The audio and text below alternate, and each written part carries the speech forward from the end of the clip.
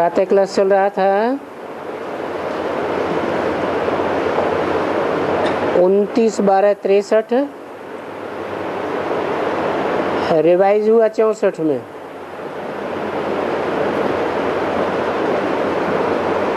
दिल्ली का प्रातः क्लास है 8वें पेज पर। बात चल रही थी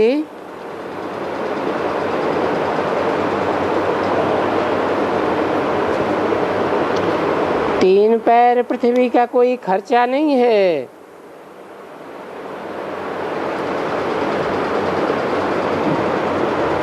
है कोई खर्चा? अभी वामन अवतार दिखाते हैं,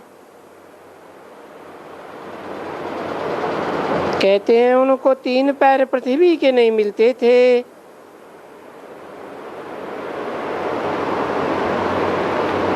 फिर सारे सृष्टि की बादशाही ले ली।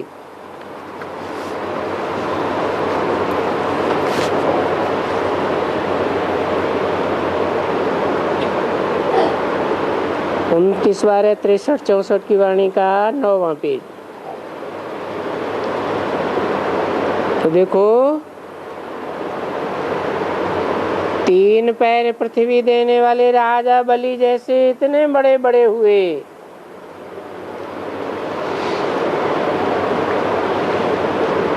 बस उनको बोलो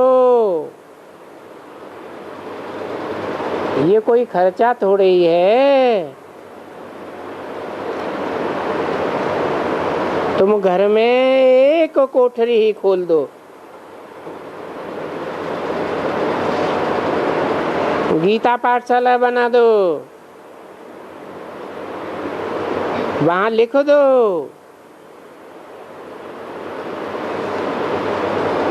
रूहानी सर्जन फॉर हेल्थ, तो सर्जन भी लिख दो और प्रोफेसर भी लिख दो, स्पिरिचुअल टीचर भी लिख दो। उनके ऊपर health and wealth for 21 generation लिख दो। अब देखो, उस कोठरी में कोई खर्चा थोड़ी हुआ।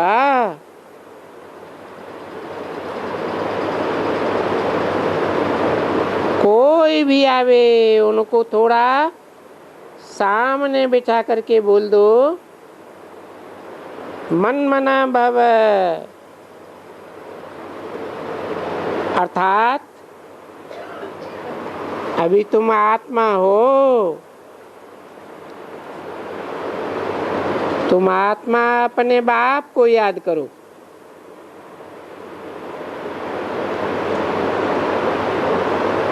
तो तुम आत्मा को जन्म जन्मांतर का बेहद का वर्षा मिल जाएगा। फिर ये सृष्टि का चक्र समझाना है। नक्शे तो सबके पास बहुत ही दिए हुए हैं। बच्चों के लिए पहले नक्शे चाहिए ना स्कूल में, किसको भी समझाओ। ये है अंधों के आगे आईना, ये चित्र अंधों की लाठी है और ये बाबा ने बनवाई है ना।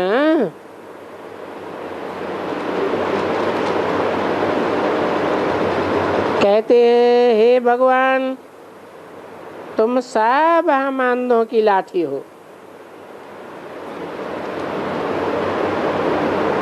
अब उन अंधों की तो बात नहीं है, वो तो देख ही नहीं सकते हैं। ये बुद्धि की आंखें हैं, जिसको डिवाइन इंसाइट कहा जाता है। और वो आंखें सबकी बंद हैं। अब बाबा कहते हैं मैं आकर के बच्चों को तीसरा नेत्र देता हूं, बुद्धि का।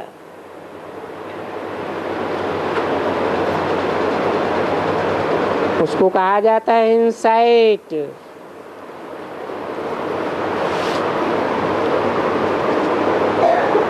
आउटसाइड नहीं।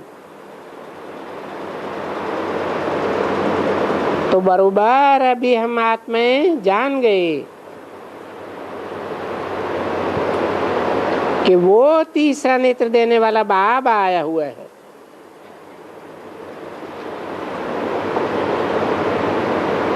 उस बाबा को तीसरे नेत्र से जाना जाता है, बुद्धि से जाना जाता है। अरे घर बैठे सब जानती हैं कि हाँ बाबा आप आ गए हो। मैं आपकी बहुत पुरानी सिकिल बच्ची हूँ। क्या बाबा आप हमको नहीं पहचानते हो?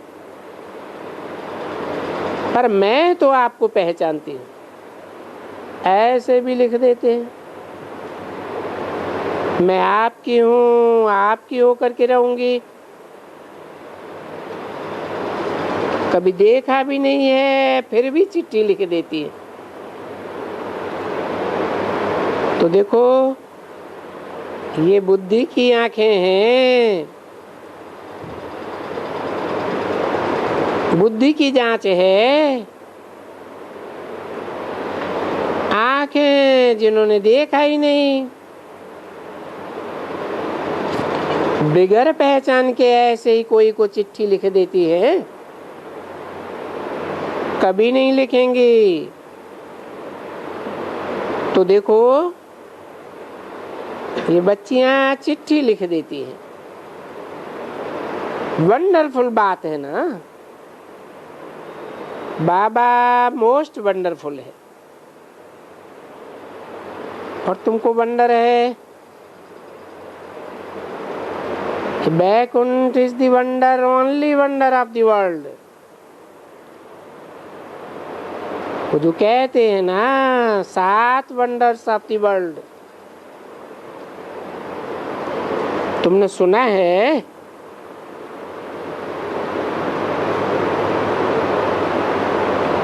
कहते एक चीन की दीवार है, ताजमहल है, फलाना फलाना है। नहीं, वो तो मनुष्यों के बनाए हुए वंडर है।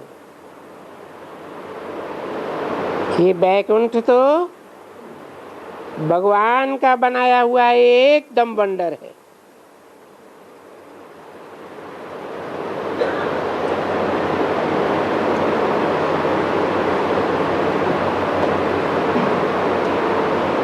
और ये भारतवासियों का होता है।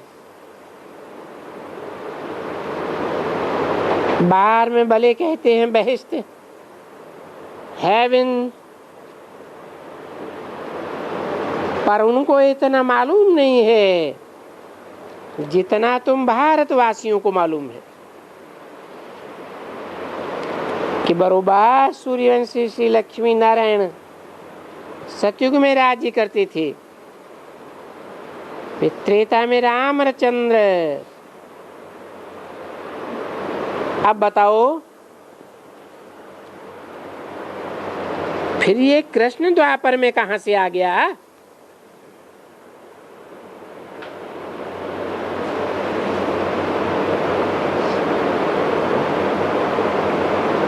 सतयुग में तो 16 कला संपूर्ण लक्ष्मी नारायण हुए, त्रेता में 14 कला संपूर्ण रामचंद्र हुए, फिर द्वापर में कृष्ण कहां से 16 कला संपूर्ण हो गया? द्वापर में तो शास्त्रों में भी बताया है 8 कलाएं रह जाती हैं।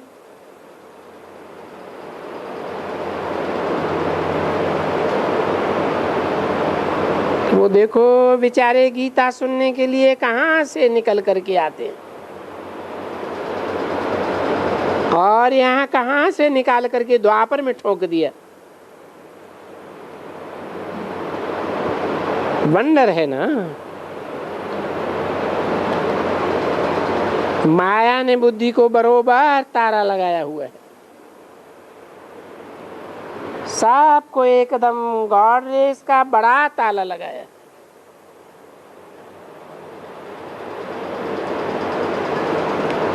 और सो भी नंबर 1 ताला है।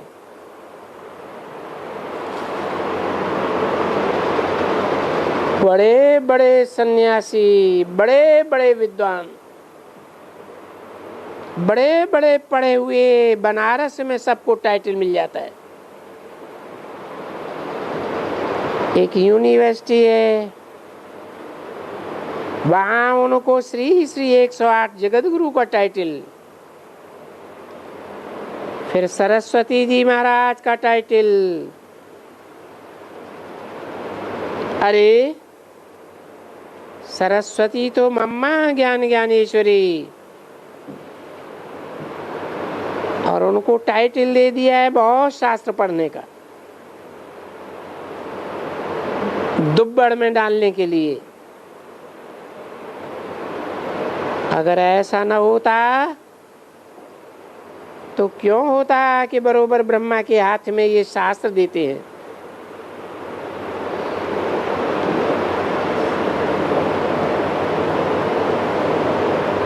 क्यों देते हैं? है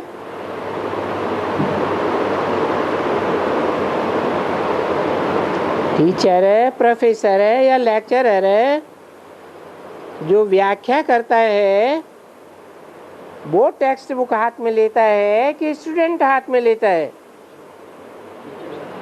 स्टूडेंट हाथ में शास्त्र लेता है, टेक्स्ट बुक लेता है, पोएम या पोएट्री लेता है। टीचर उसको एक्सप्लेन करते हैं। तो बरोबर ब्रह्मा के हाथ में शास्त्र है। कौन से ब्रह्मा की बात है?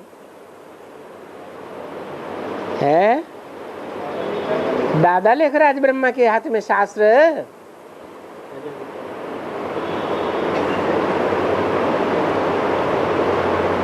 उनका ऐसा कोई वीडियो है? फिर कहाँ की बात है? अरे कोई तो कारण होगा ना जो ब्रह्मा के हाथ में शास्त्र दे दिया है। फिर गाया भी जाता है, ब्रह्मा भी उतर आए तो भी तुम नहीं समझेंगे। अब कहां से उतर आए? है कहां से उतर आए? सूक्ष्म वतन से। तो भी नहीं समझेंगे। कोई किसको गुस्सा करते हैं तो बोलते हैं तुमको इतना समझाता हूं, परंतु तुम ऐसे निर्धन के हो, निंदक, जो ब्रह्मा भी उतर आए तो भी तुम नहीं समझेंगे। ऐसे कह देते हैं ना। तो देखो ब्रह्मा की मत मशहूर है ना।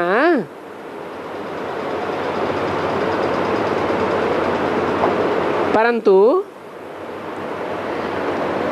ब्रह्मा को भी तो मत उनसे मिलती है ना। किनसे है? उनसे कहकर इशारा किसको किया? उनको कह करके दूर क्यों किया? तो श्रीमत है ऊंचे ऊंचे भगवान की। श्री कृष्ण की मत तो कोई है ही नहीं, उनका तो कोई भी शास्त्र नहीं है। वो तो सतयुग में वो कोई थोड़े ही धर्म स्थापन करते, उनका धर्म स्थापन किया हुआ नहीं है। ये तो धर्मशास्त्र ही चार हैं और कोई शास्त्र नहीं है। मुख्य धर्म ही शास्त्र हैं चार, देवता, इस्लामी, बौद्धी और क्रिश्चियन। धर्मशास्त्र माने जिसने जो धर्म स्थापन किया हुआ है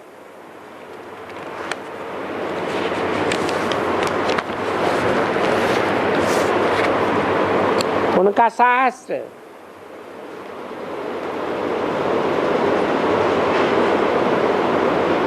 29/63/64 की वाणी का 10वां पेज। तो मुख्य धर्म तो हैं ही चार, डेटिज्म, इस्लामिज्म, बौद्धिज्म और क्रिश्चियनिज्म, और ये मुख्य धर्म है। डेटिज्म में दोनों आ गए, कौन कौन से? सूर्यवंश और चंद्रवंश। गाया भी जाता है परमपिता परमात्मा ब्रह्मा के मुख कमल से ब्राह्मण, देवी देवता और क्षत्रिय धर्म की स्थापना करते हैं।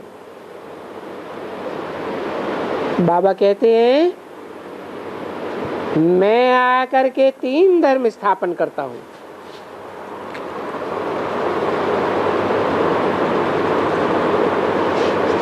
पहले इन शूद्रों को ब्राह्मण बनाता हूँ।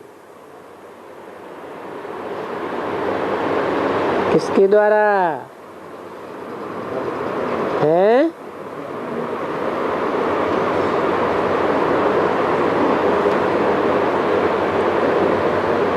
इन शूद्रों को ब्राह्मण बना के ले आता हूँ। कौन शूद्र है? पहले इन शूद्रों को, इन कह के किसकी तरफ इशारा किया है? अरे शूद्रों का खान पान कैसा होता है?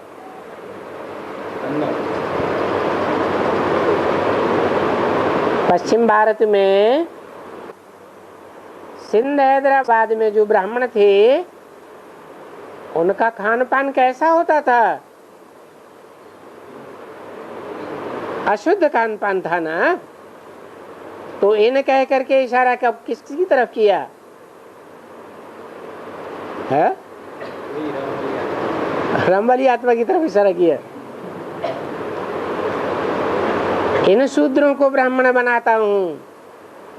अगर राम वाली आत्मा की तरफ इशारा किया तो फिर बनाने वाला कौन? राम वाली आत्मा तो शूद्र हो गई, फिर बनाने वाला भी चाहिए ना शूद्र को ब्राह्मण। वो कौन? अरे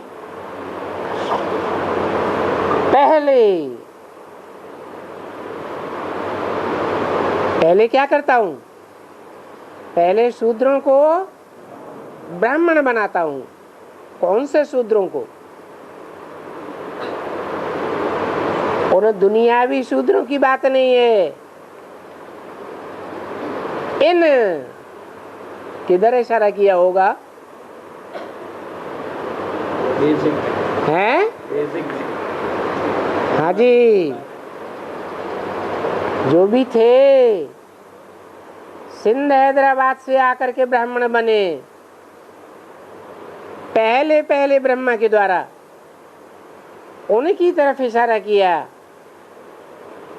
इन शूद्रों को ब्राह्मण धर्म में ले आता हूं। फिर ये ब्राह्मण देवता बनते हैं। जो 33 मार्क्स से पास होते हैं,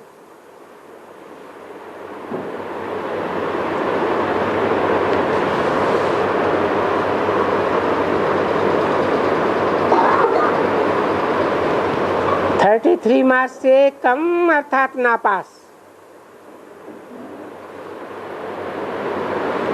तो उनको कहा जाता है क्षत्रिय।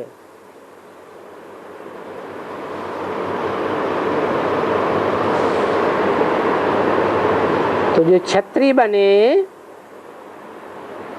उनको बाण क्यों दे दिया?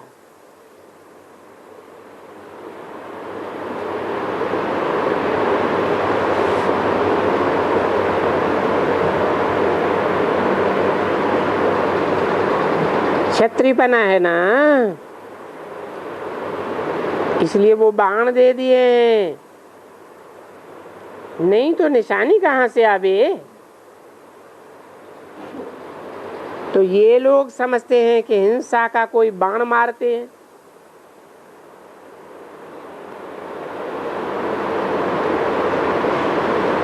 हिंसक बाण की बात है या बात का तीर मारने की बात है?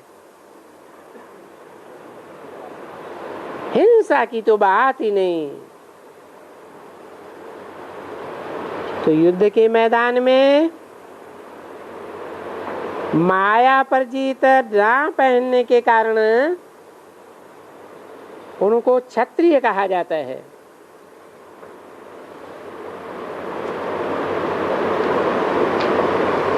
ये महाभारत युद्ध सामने खड़ा है, परंतु ये कोई हिंसक युद्ध है क्या? कौन सा युद्ध है? हैं? माया का हिंसक युद्ध है। उस माया पर जिन्होंने जीत नहीं पहनी वो क्षत्रिय कहे गए। और गीता के लिए गाया भी जाता है, जो युद्ध के मैदान में मरेंगे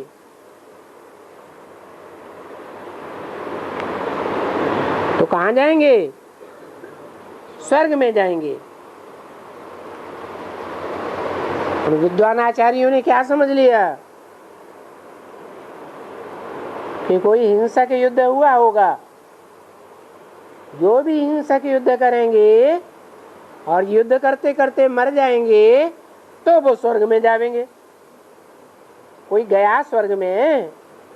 अरे स्वर्ग है ही कहाँ जो कोई स्वर्ग में जाएगा। ये तो माया के युद्ध की बात है, जो भगवान बाप आकर के कराते हैं। कहते हैं कामेश क्रोधेश, ये काम और क्रोध तेरे महाशत्रु हैं। इनको लड़ाई लड़के जीतेगा या ऐसे ही जीत लेगा? है भगोड़ा बन के नहीं है? तो जो भगोड़े बनते हैं वो नापास हो जाते हैं।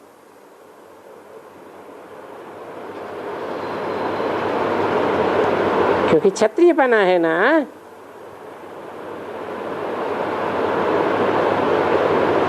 वो जो सिपाही लोग सेना या मिलिट्री वाले होते हैं ना, उनको भी ऐसे कहते हैं, परंतु नहीं, वो तो अंत में मते गाया भी जाता है। अंत मते सुगते।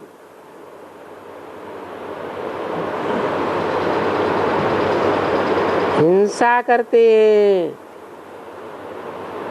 तो फिर से जन्म लेकर के हिंसा वाली लड़ाई में चले जाते हैं। और तुम अहिंसक युद्ध करते हो तो अहिंसा की दुनिया में चले जाते हो।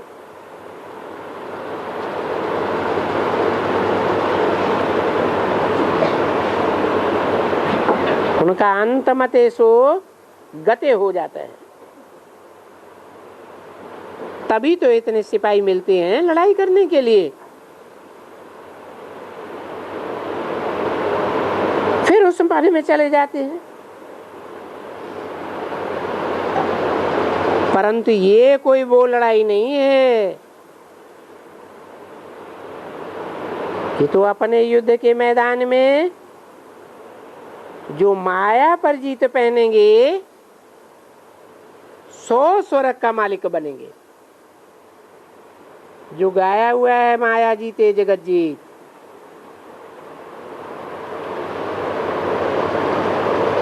ये काम आदि की माया है। तो कहते हैं काम जीते जगत जीत, न कि किसका खून करेंगे तो स्वर्ग का मालिक बनेंगे।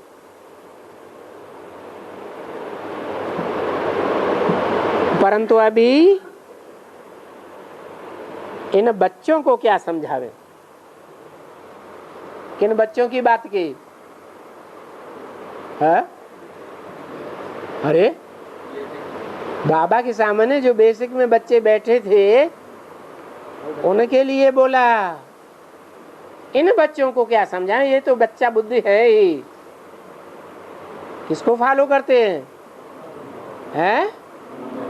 बच्चा बुद्धि को फॉलो करते हैं। इनको क्या समझावें, क्या बतावें? जो बच्चे हैं बाबा के, वो तो बिल्कुल अच्छी तरह से समझ गए। क्या समझ गए? है?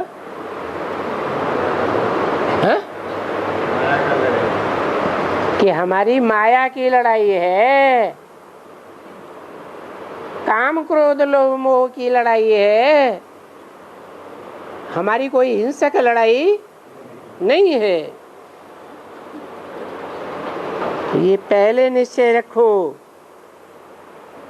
कि बरोबर हम भी पढ़ते हैं।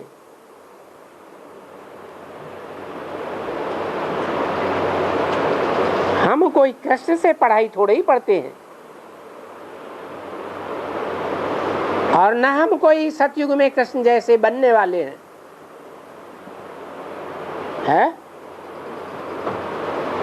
कृष्ण जैसे बनने वाले हैं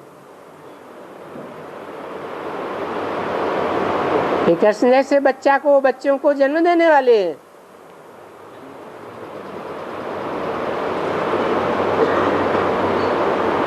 बाकी कृष्ण तो बनना जरूर है। कौन सा कृष्ण? सतयुग का या संगम युगी कृष्ण जैसा बनना है?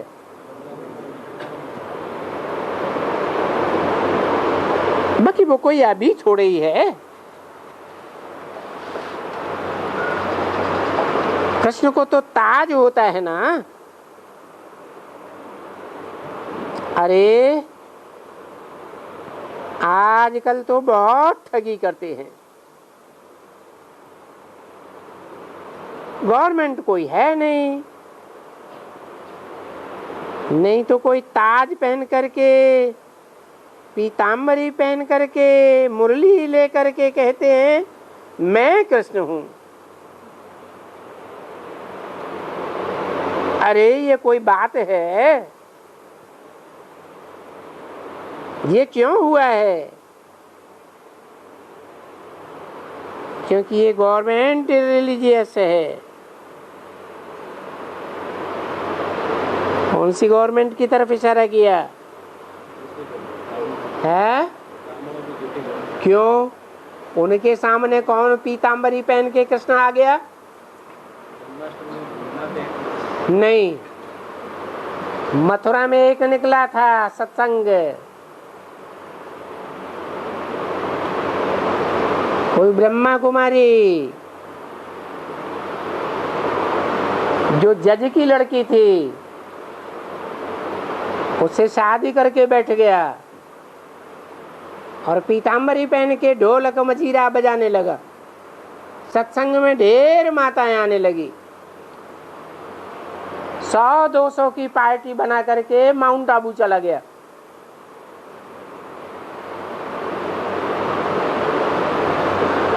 वहां उनको तरजीह मिल गई।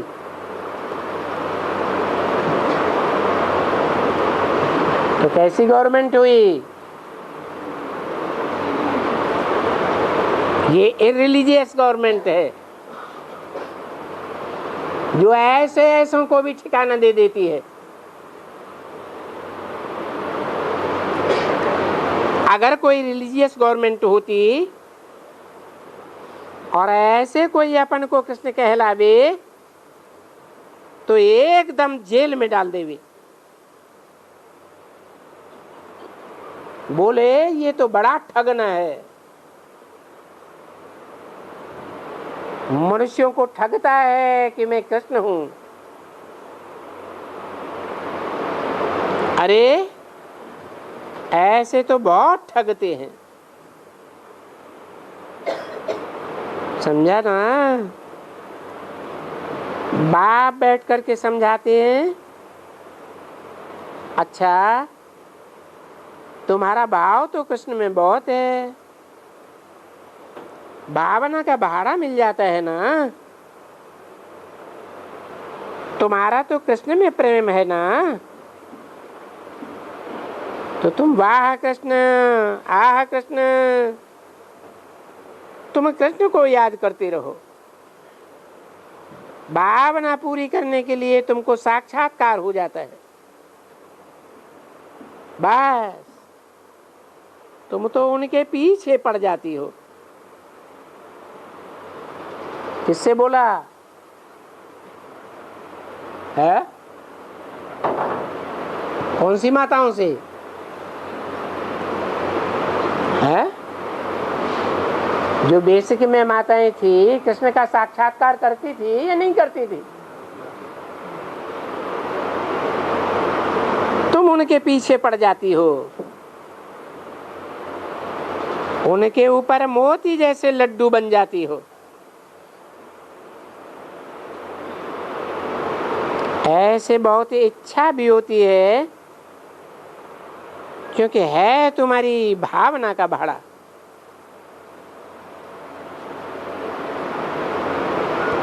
अब वो कृष्ण तो भला चैतन्य हुआ, जड़ चित्र के पीछे भी तुम्हारी भावना का भाड़ा मिल जाता है और तुमको साक्षात्कार हो जाता है।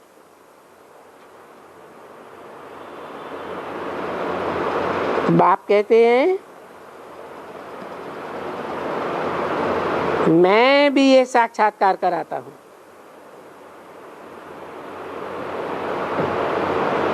मैं ये दिव्य दृष्टि का दान जो हमारे पास ही रहता है ये मैं किसी को नहीं देता हूं, बल्कि ये भक्ति मार्ग में मुझे काम आता है। ये सर्वव्यापी का ज्ञान क्यों हुआ? सुनो, बाबा बताते हैं। देखो कोई जाकर के हनुमान की पूजा करते हैं तो उनको भावना का भाड़ा मिल नहीं है। अभी ऐसे वो समझते हैं कथा सुनी है, रामचंद्र का बड़ा शिष्य महारथी था तो महावीर बनने के लिए उनकी जाकर के तपस्या की। नौदा भक्ति करते हैं ना,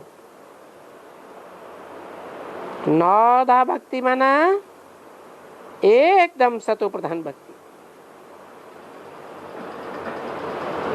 तो उनकी भावना का भाड़ा देने के लिए बाबा उनको ड्रामा अनुसार हनुमान का भी साक्षात्कार कराए देते हैं।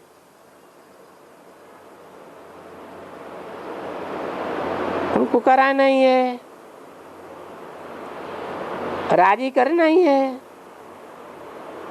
समझा ना? और उनमें भला उनको क्या मिल गया? बस उन भक्त विचारों की दिल ही पूरी हो गई। 29/12/63/64 की वाणी का 11वां पेज। तो ये भक्ति मार्ग में काम आता है। तो आ करके बताते हैं भक्ति मार्ग में जिस जिसको जो जो भावना से पूजा करते हैं। कृष्ण में भी कोई बच्चे की भावना है तो उनको साक्षात्कार हो जाता है। बाबा कहते हैं मैंने ये भावना पूरी की। तो ये समझते हैं बरोबर हनुमान भी है, गणेश की भी कोई पूजा करते हैं। पूजा करने वाला और उनको साक्षात्कार हो तो बोलेगा गणेश भी भगवान है। बाद में तो सांप, कच्छ, मच्छ ये सभी भगवान हो जाते हैं।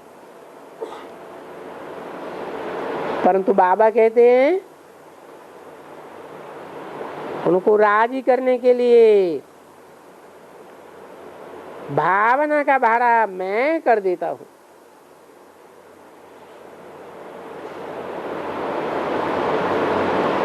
बाकी यहां तो ये नॉलेज है और ये नॉलेज तो अच्छी तरह से पढ़नी है। बाप को याद करना है। और बाबा कहते हैं कैसे याद करो?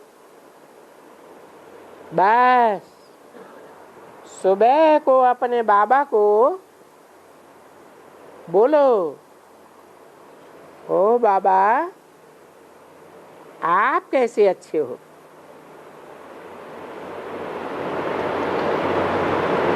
आपकी याद तो अभी हमको रात दिन रहनी चाहिए। बाबा आपका बहुत शुक्र है, आप आए हुए हो। बस बैठ करके ऐसे मेहनत करते रहो। बाप बहुत अच्छा है, हमको स्वर्ग का मालिक बनाए रहा है। तो इसको कहेंगे मन मना भव। फिर मध्याजी बाबा, पहले मन मना बाबा फिर मध्याजी बाबा। बस जितना तुम सुबह को बैठ करके याद करेंगे तुम्हारे विकर्म भी भस्म होते जाएंगे। और ये नॉलेज है, इस नॉलेज का फिर तुमको पद मिलेगा। इसमें कोई तकलीफ थोड़ी है।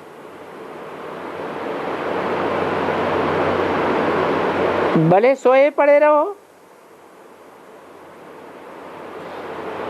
तुम्हारी कोई तपस्या थोड़ी है कि बैठ करके आसन लगाना है, नाक बंद करना है, कान बंद करना है। ये बाबा तो बहुत सीखा हुआ है और बाबा को बहुतों ने सिखलाया है।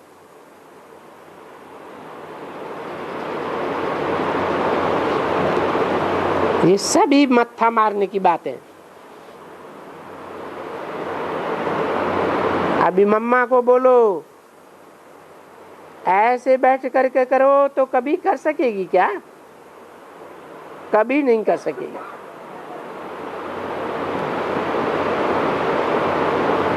ये टांगे हैं मोटी, बेचारी एक के ऊपर एक चढ़ा भी नहीं सकती। बाबा ने इनको थोड़ा सा सिखलाया भी था।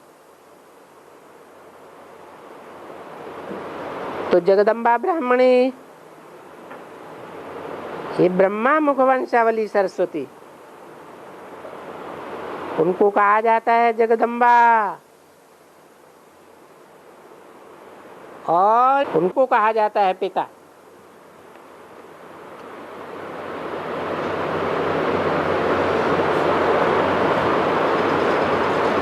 अच्छा, बाबा ने आज तो बच्चों को थोड़ा बहुत समझाया, फिर ये पढ़ाई तो रोज समझाएंगे ना, नई नई पॉइंट्स बच्चों को रोज समझाते हैं। और हम लोग कचहरी करते हैं, क्या पूछते हैं, कोई ने भी किसी को कभी भी किसी प्रकार का भी दुख तो नहीं दिया, मनसा की तो बात ही नहीं। दुख कोई को नहीं देता है, ये तो तुम्हारा बाप है, सबको सुख ही देता है।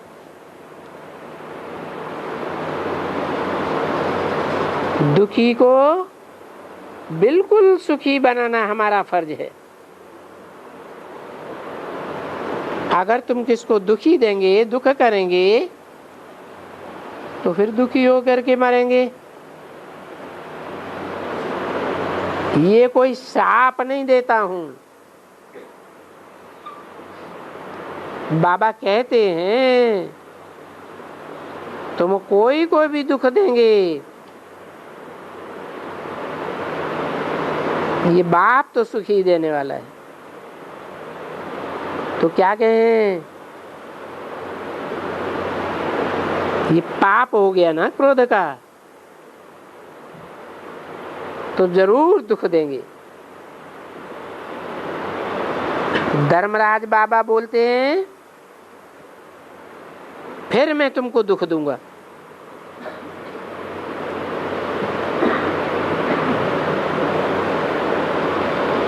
फिर माने कब?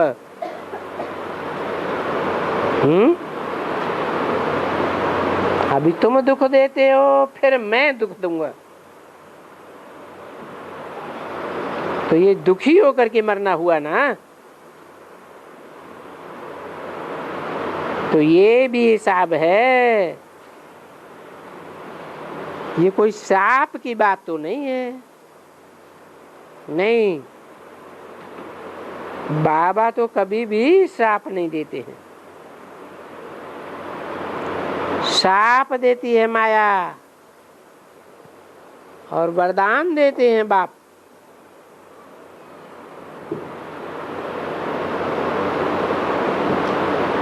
उस माया को रावण कहा जाता है।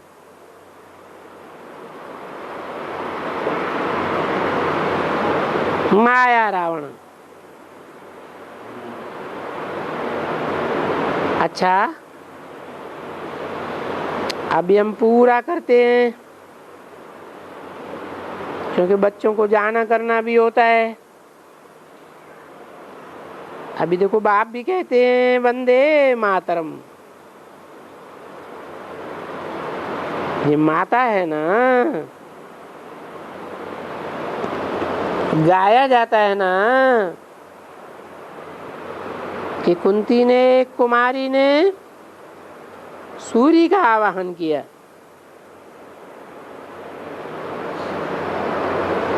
तो सूर्य का आवाहन करने से वो माता बन गई।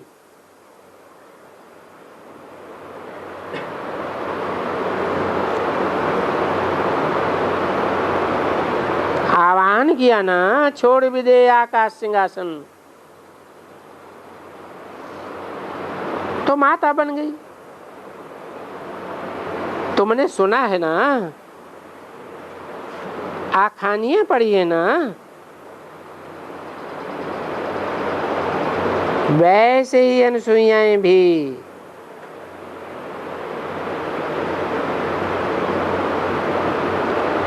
वो तो खुद कहते हैं, मैं इनका बालक बन करके, तो बालक बनेंगे तो जरूर वंदे मातरम कहेंगे ना। कौन बनेंगे? है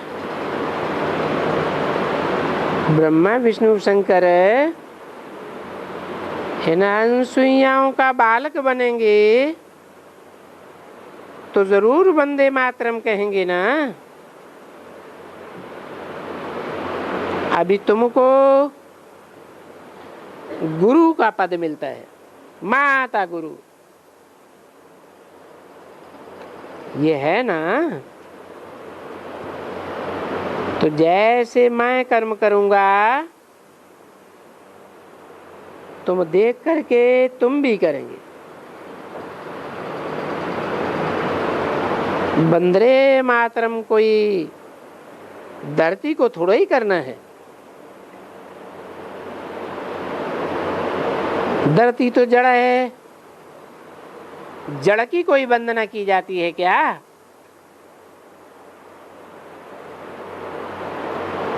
वंदे मातरम कोई वॉइसलेस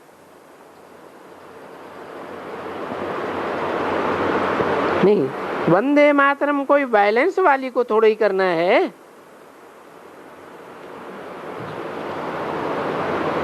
जो कोई खांडा उठा करके हिंसा करने वाली है। वंदे मातरम तो इन माताओं को करना है। जो ज्ञान गंगाएं हैं इनको करना है।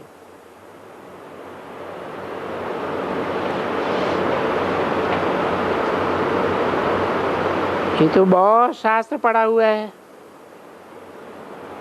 परंतु नहीं, जो अब बाबा सुनाते हैं, हम कोई शास्त्र नहीं सुनाते हैं, जो बाबा हमको सुनाते हैं वही हम सुनाते हैं।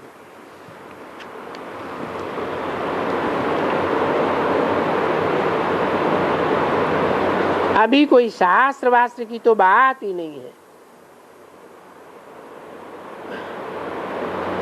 29/12/63/64 की वाणी का 12वां पेज। ये बाबा कोई शास्त्र पढ़ा हुआ है क्या? वो तो ज्ञान का सागर है ना।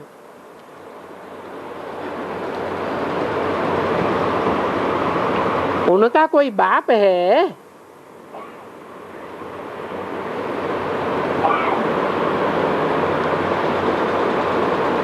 उनका कोई टीचर होगा?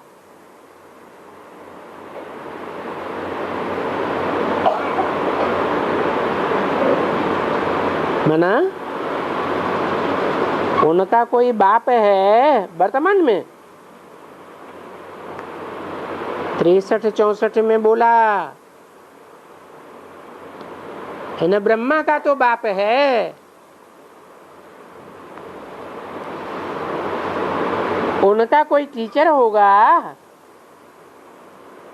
किनका है? अरे शिव बाबा का होगा, माने भविष्य में की बात बताई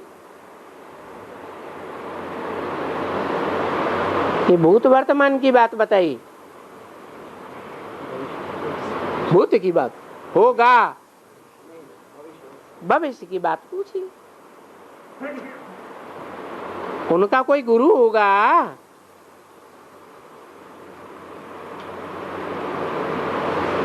कभी नहीं। मनुष्यों का सबका बाप और टीचर मनुष्यों का गुरु जरूर होगा।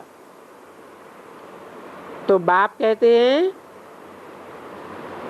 मेरा फिर बाप टीचर गुरु कौन होगा? मेरा तो नाम ही है ज्ञान का सागर।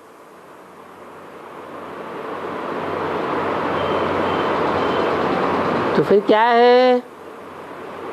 मैं तो सबका बाप हूं, मेरा कोई बाप टीचर गुरु नहीं।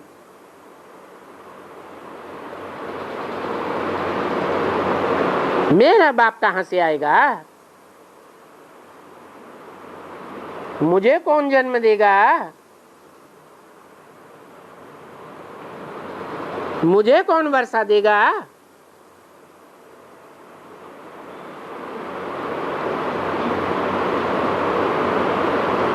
भगवान का जो पार्ट होता है उसका कोई बाप टीचर गुरु होता है क्या?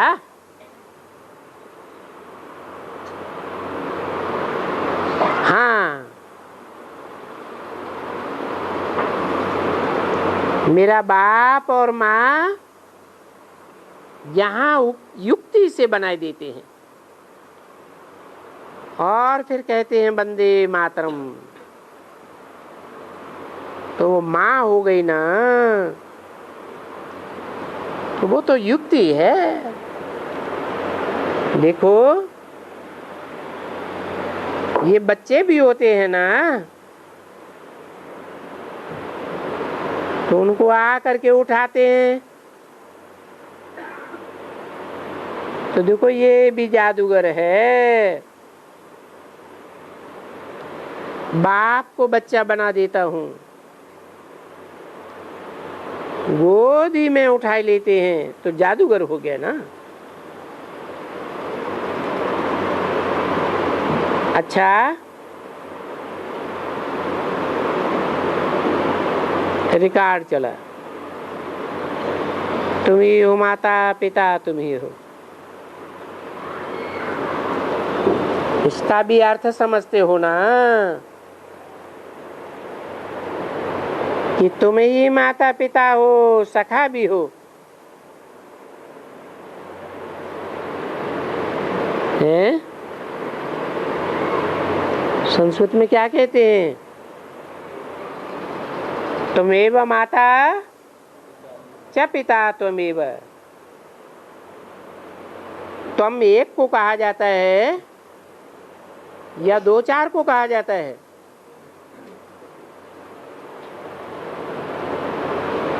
तो जिसको तुम कहा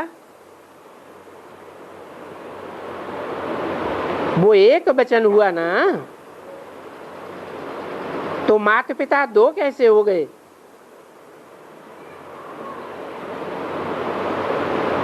कहाँ की बात है?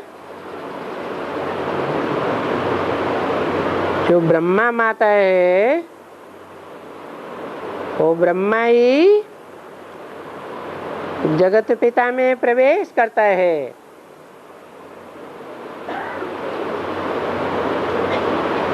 इसलिए एक ही तन के द्वारा माता पिता हो गए।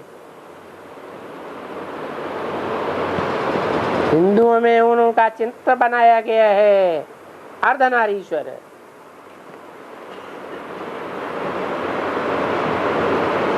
तो कहते हैं तुम मात पिता, तुम मात हो, पिता हो, सखा भी हो।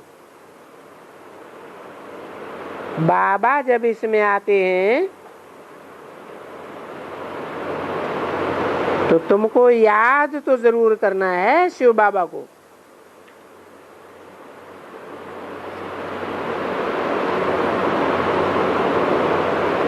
बुद्धि में रखना है ये इनका रथ है। किनका? किनका रथ है? हाँ? अरे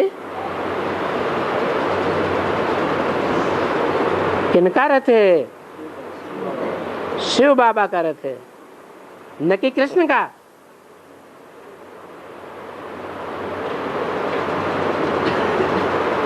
तो ये बैठ करके खेलते भी हैं, नहीं तो बाबा थोड़े ही खेलना करना करते हैं। नहीं, बोलते हैं ये भी तो ब्रदर है ना,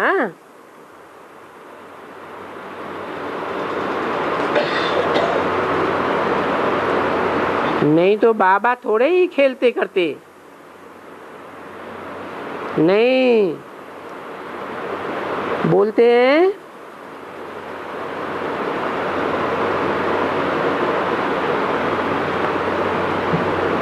हम सब आपसे पढ़ते हैं।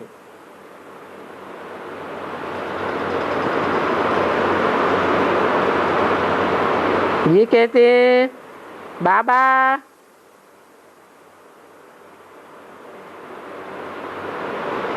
हम कहेंगे हम सब क्लास फ्रेंड्स हैं और एक बाबा के बच्चे हैं, इसलिए आपस में बहन और भाई हैं, दूसरा कोई भी संबंध नहीं है। क्योंकि पवित्र रहने की युक्ति भी तो चाहिए ना।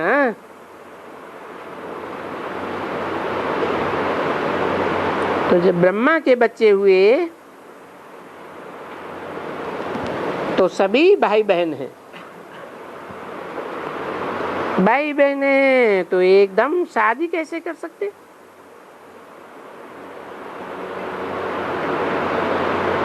तो क्रिमिनल असॉल्ट हो जावे। कहते हैं ना हम सभी आपस में हिंदू चीनी भाई भाई, सब भाई बहन ही है। अरे भाई बहन है तो एक बाप के बच्चे हो सकते हैं, तो शादी क्यों करते हो?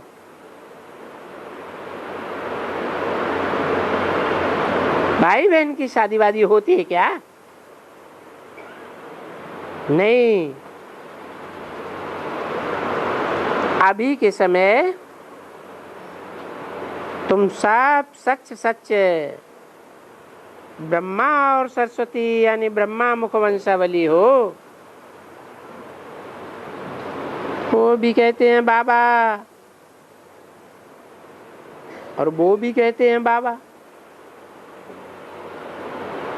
तो ये युक्ति है कि जब बहन और भाई हो तो फिर बेकार में कैसे जा सकते हो? अगर तुम विकार में जाएंगे तो फिर धर्मराज के रूप में बाबा बोलते हैं मैं बिल्कुल ही अच्छी तरह से सजा दूंगा।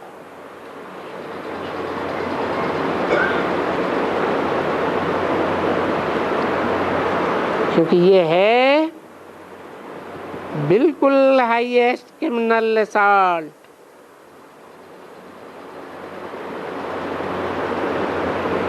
क्या कि भाई बहन आपस में शादी करके बैठ जाएं?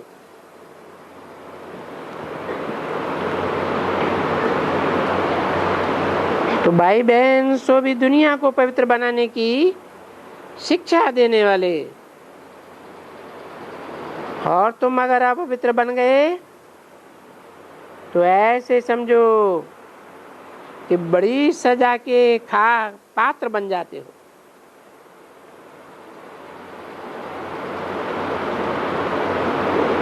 तो मतलब बताए देते हैं ये ऐसा ही है जैसे 4 माह होती है ना, नहीं 4 मार होती है ना,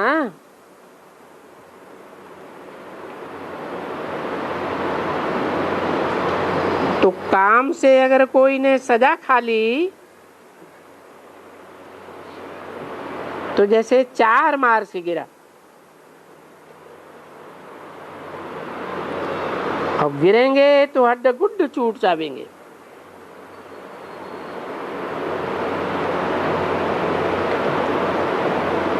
कितना समय उनकी बुद्धि में ज्ञान ही नहीं ठहरेगा।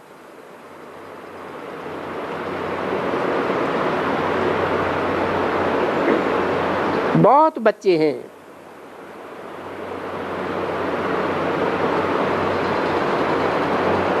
जो ज्ञान यहाँ से उठा करके आश्चर्यवत् सुनंती कथंती भागंती हुए।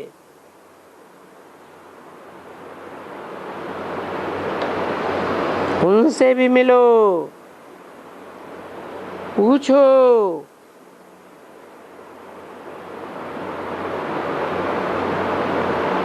क्या ज्ञान तुम्हारे काम का है? तुम किसी को समझा सकेंगे तो एकदम निल हो जाएंगे। अच्छा, ओम शांति।